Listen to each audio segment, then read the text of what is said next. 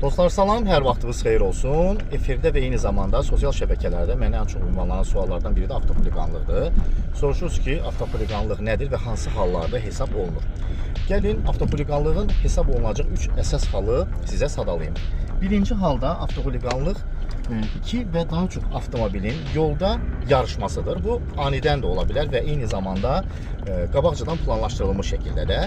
İkinci halda isə avtomobilin bir və daha çox təkərinin yolun səthindən qaldırılmasıdır. Üçüncü halda isə avtomobilin bir və ya daha çox təkərinin yerdə iz buraxması, səslərinin çıxarılması və eyni zamanda ani sürətlənmədir.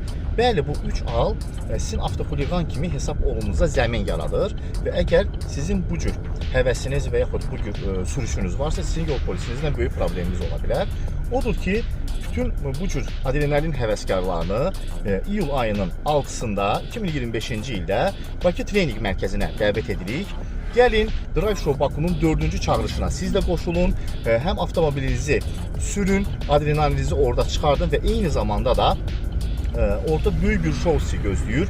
Bizim profesional pilotlarımız tərəfindən orada olan sürüşləri həm izləyə bilərsiniz, həm çəkə bilərsiniz və eyni zamanda da bu sürüşlərin bir parçası ola bilərsiniz.